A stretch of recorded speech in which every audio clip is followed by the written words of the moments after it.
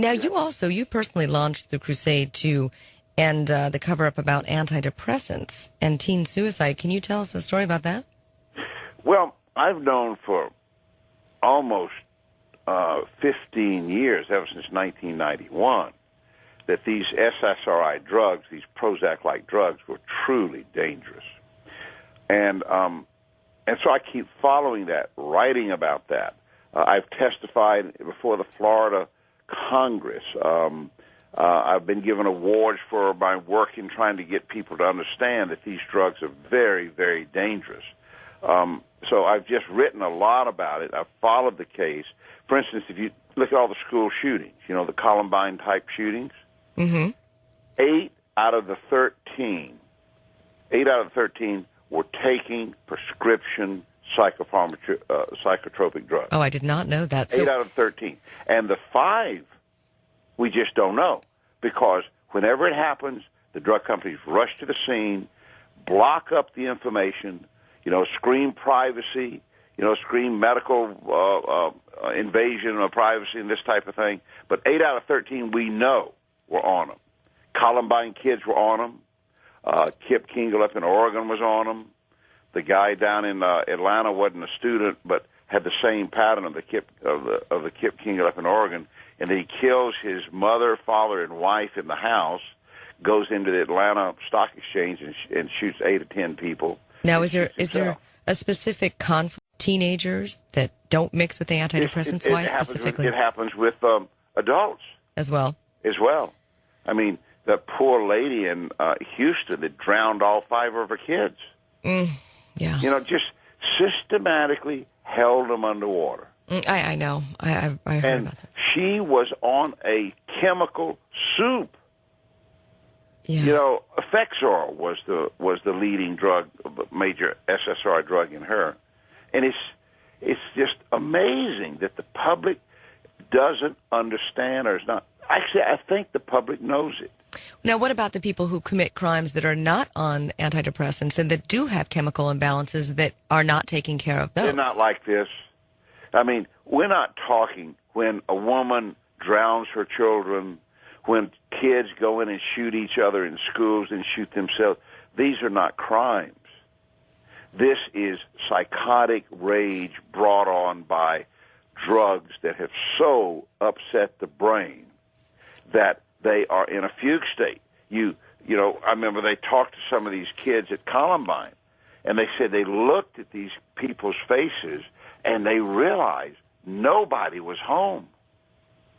They weren't there. There was just this raging body going around shooting people. This separated. These drugs separate the soul and the human from the body. And it scares me to death when people come into my clinic and they're taking these drugs. Well, I don't think they should be taken recreationally. I think they could be taken if there's a proven chemical imbalance in the brain. There's no proof. Listen. Well, there's ways to find that out through EEG. Please, don't tell me this chemical imbalance nonsense. There's not one single test to demonstrate any chemical imbalance. This is the EEG test. Making up diseases and theorizing to the point where now we believe it, that there's a chemical imbalance. And there's no test for chemical imbalance. There are tests in terms of EEG that do show images of certain areas of the brain, cortexes of the brain, being I deficient. understand, and I don't want to argue with the host of the station. But you can argue with me. That's fine.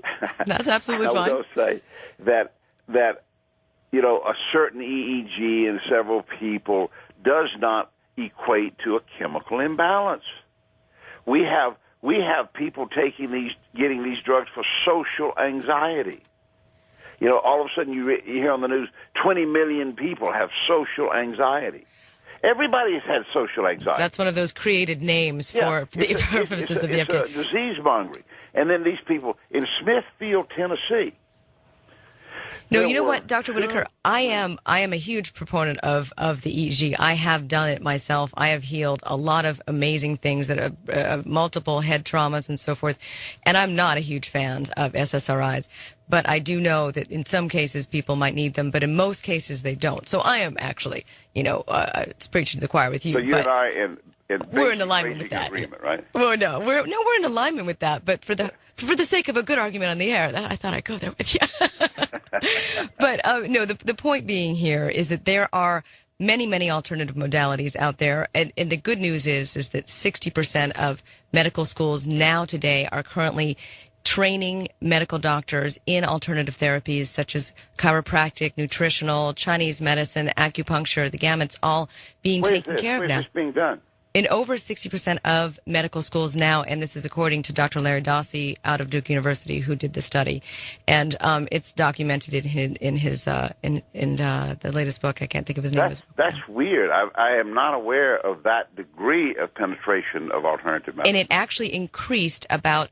It was about 50% of medical schools about 5 years ago, so it did increase. Well, that's a positive thing. Yes, it is a very positive thing. And there's positive doctors out there doing good things. But you have a practice in, I think it's in Newport Beach. Newport Beach, okay. California, and right. It's called the Whitaker Institute. And Whitaker Wellness. Whitaker Wellness Institute. And you can check out Dr. Julian Whitaker's website, which is whitakerwellness.com. He received his MD from Emory University and founded the California Orthomolecular Medical Society. That was with Linus Pauling, yeah. Yes, along with Nobel Prize-winning Linus Pauling. So, great talking to you. Thank you very much for the sparring. And it was my pleasure. Thank you. Thank you so much, Dr. Whitaker, Okay. for